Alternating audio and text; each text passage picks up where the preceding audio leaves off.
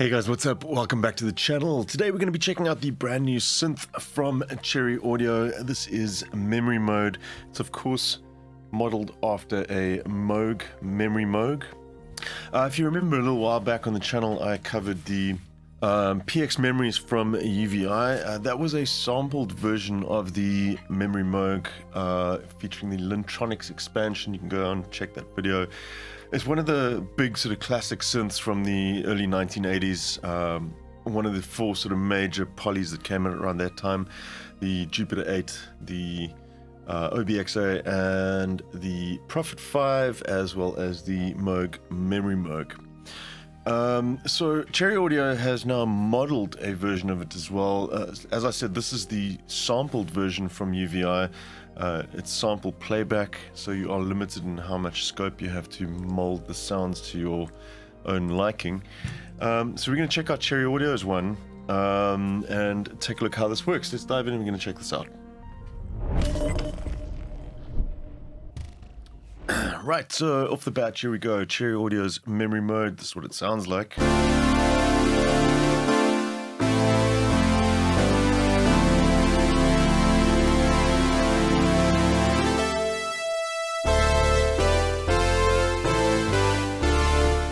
Just the default patch.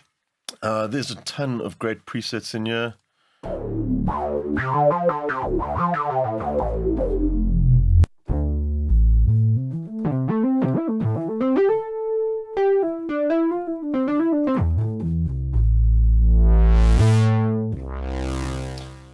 I think there's over 600 in total. I've actually been working on some sounds myself for this already. Let's just jump into my user presets. There's a couple that I just came up with. Let's check out.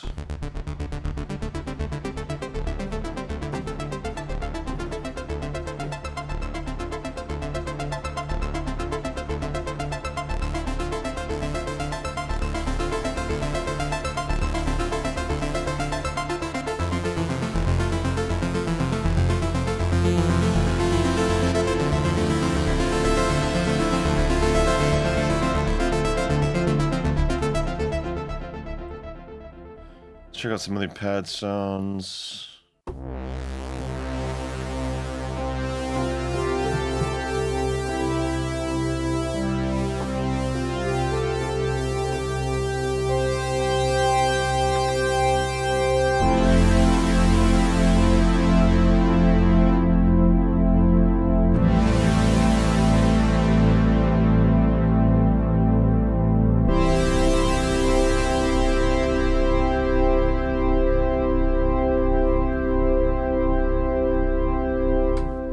I think that sounds pretty great.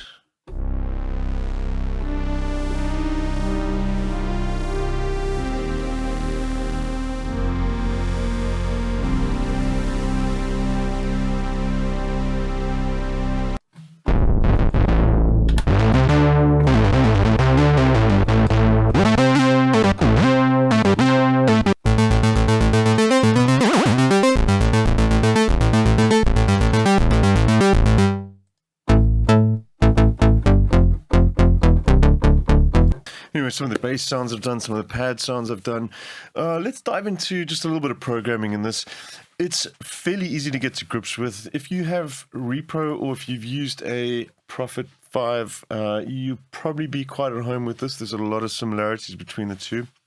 Let's take a look at putting some stuff together here. We'll just sort of initialize. We'll initialize this first. We'll go to the new patch. Right, so you've got a single low-pass filter, very much like the Prophet, and is a ladder filter from Moog. The filter envelope over here, obviously contour amount would be the envelope amount.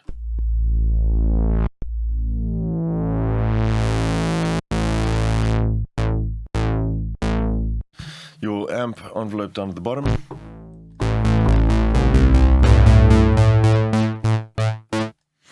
Dialing the amount of velocity for each of those. Let's come over to the oscillator section here. 3 oscillators. Your primary oscillator here, which can be just like the Prophet as well, saw, triangle, or square, and they can be enabled all at the same time. So let's just take these off. So that's what you end up with.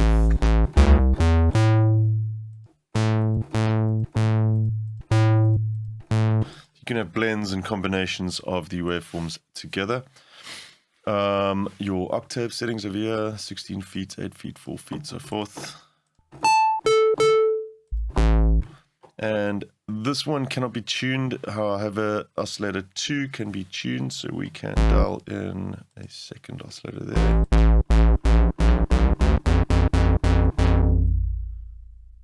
Up to 8 semitones, so we can have a fifth dialed in there.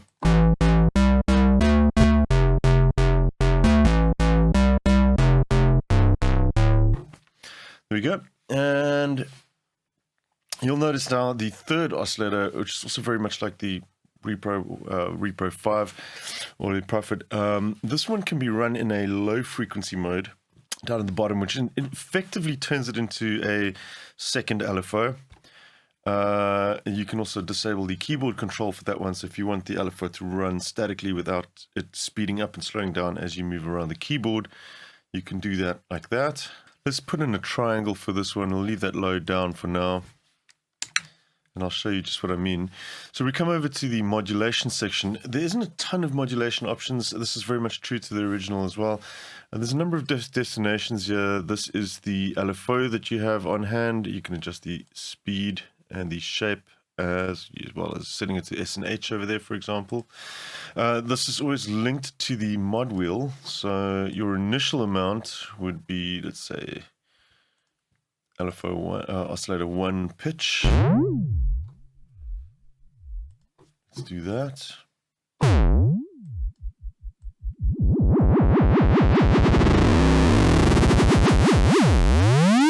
So that is LFO 1 modulating the pitch of oscillator 1.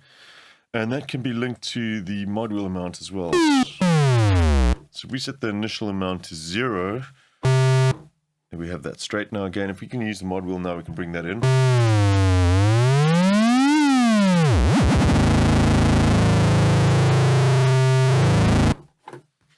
Cool. So that is how the modulation for the LFO works. If we bring that back down again, we'll disable that back to normal again. Let me just show you what happens now if we bring in oscillator 3 here. Oscillator 3 can now be used to modulate the pitch of oscillator 1 as well. So let's re-enable our triangle wave. Let's set this to low frequency control.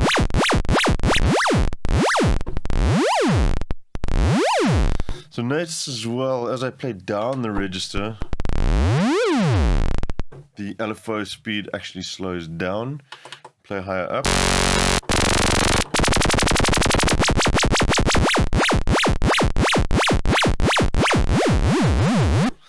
So that is from the pitch tracking that's on the oscillator 3 currently. If we turn that off, we can have the speed of that oscillator be uniform across the whole keyboard. Until we change the octave.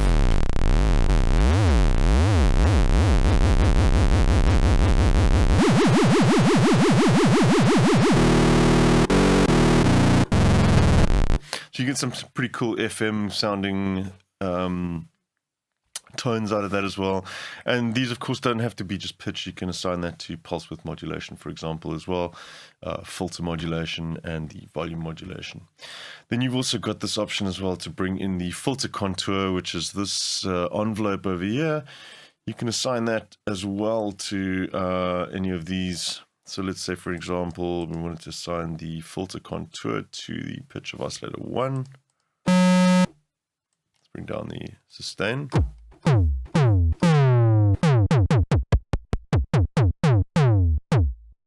There you have it. So fairly simple, and I know some people are going to be saying, oh, that's too limiting, whatever.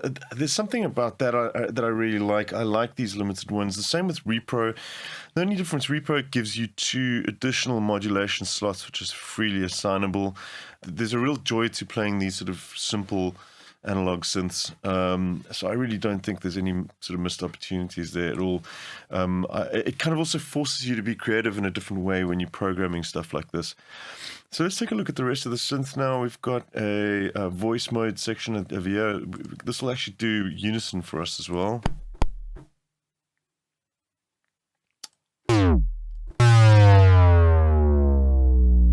Disable the modulation there. Let's just bring in a saw wave rather.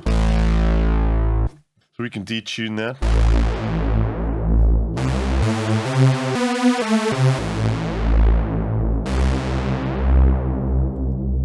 You can also just run that in mono mode as well. And of course poly. And you've got a number of different modes there as well. Reset cyclic. I typically just leave it on cyclic.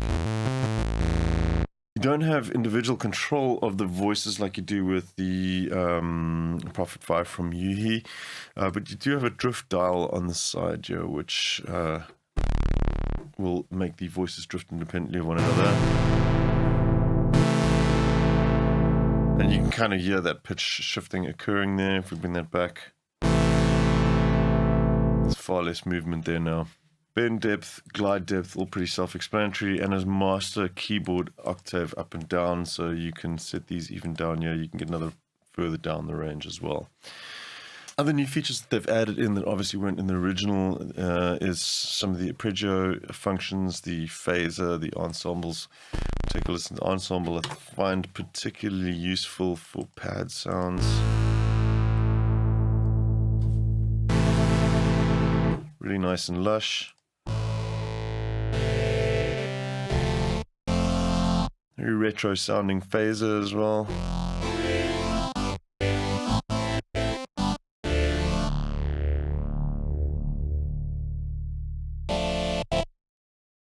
The depth at 0 still seems to affect the sound. It's not really much of a mix dial there. It's the modulation depth. So turning this on will turn it on. The depth is how much modulation you're going to get. The filters are still going to be sounding though if this is turned on.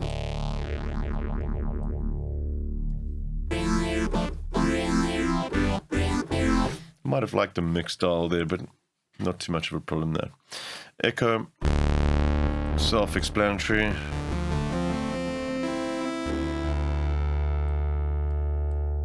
Dampening. And we've got 3 different types of reverb here as well.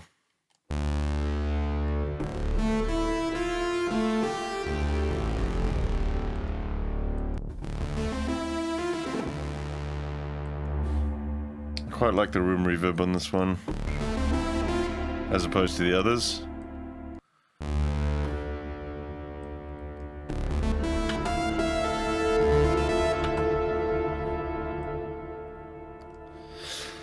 I like the effects in here. I don't think they're quite as polished and quite as lush as what's on offer in Repro. But they do the job. They're not too bad. And a reverb, if you don't like it, just put something else on it. But let's put together a quick sound as well. Oh, lastly, this is another thing. They've added this modern switch in here, which I find quite handy. So I've listened to some of the comparisons. Once again, I'm not all that interested in comparisons between hardware and software. I think if it sounds good, it sounds good. But they are pretty close if you watch some of the videos provided by Cherry Audio. But what I do like is that they've actually put in this modern button over here, which is essentially an EQ curve which brightens everything up, and it just kind of makes it sound a little bit more crisp, a little bit more modern, which obviously is not what the original one sounded like, but I like that as an extra feature. So we've got a limiter there. We'll take a listen. Listen to this now. Yeah, there's some crispness that gets added to everything. I like that as an additional extra. We're not going to do anything else here. You got this focus mode. I don't think it's really necessary on this synth in particular. With the other synths, yes, sure. I'm not going to go through any of this. It does have a other skin, which I don't really like, the white one. So we'll just stick with the original. Let's just make a pad sound quickly, just to kind of show you off the whole sort of sound design process. And this, we'll start off with a fresh patch. Let's do some pulse width modulation. We'll turn these off for now. We'll adjust the pulse width for that, and we'll modulate the pulse width. It's in actual fact, we'll use two oscillators. We're going to modulate the pulse width with the oscillator 3. We'll set that to low.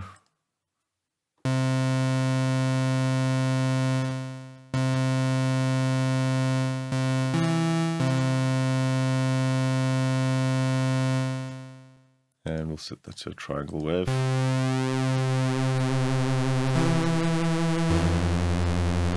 Let's take a look at what this sounds like if we...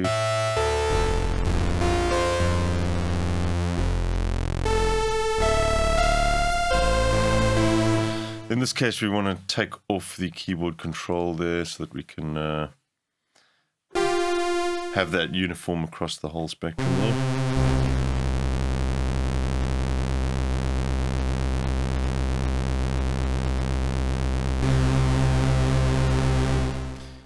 Dial in a little bit of an attack and a little bit of a release.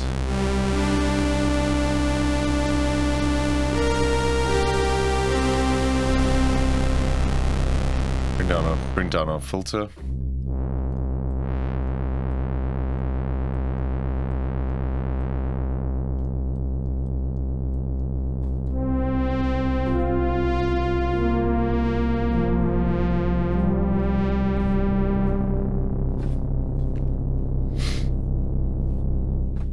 Cool.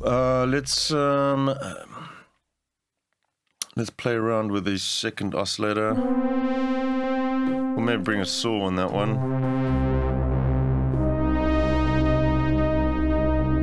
We'll detune that slightly.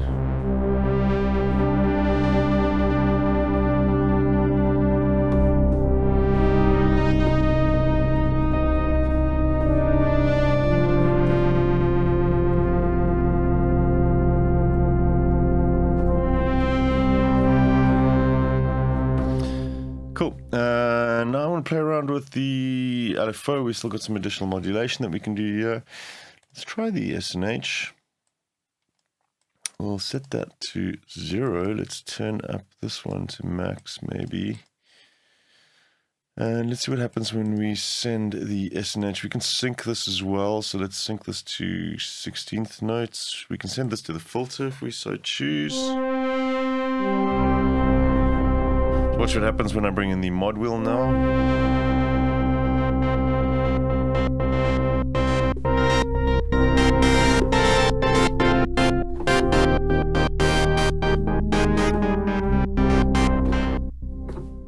Cool. Now we're going to just back off from that slightly, bring up a little bit more of the emphasis.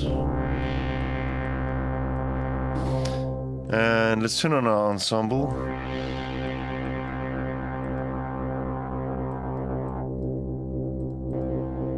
Could actually also use a saw wave on this one to adjust something like the VCA as well. That's actually pretty cool. We'll bring in some reverb. Let's go the whole reverb, and we're going to set up a delay as well. I'm going to sync our delays. We'll turn up the spread a little bit of dampening, and let's set this to 8th note dotted.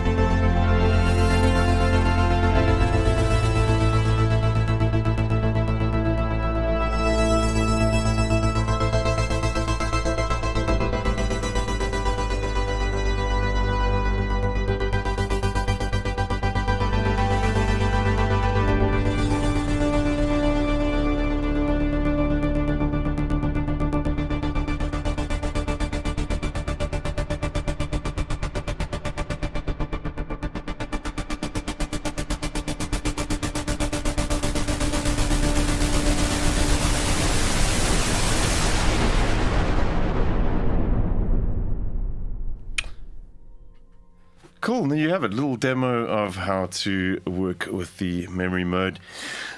So my verdict on this, I think it's great. I really enjoy it. I've had a lot of fun playing around with this. You're paying, what is it, $49 again for the intro price on this, or $39. You get 600 presets for that. It's the price of a sample, or the price of a preset library. So yeah, it's once again from Cherry Audio a bit of a no-brainer. I would totally pick this up. Whether or not it sounds 100% like the Memorymoog, I think it's irrelevant, and I think that you will have a ton of fun if you grab this. Right, cool. Thank you for tuning in once again, guys. I hope to see you guys soon. I'll catch you here. Right, Marula music. Cheers.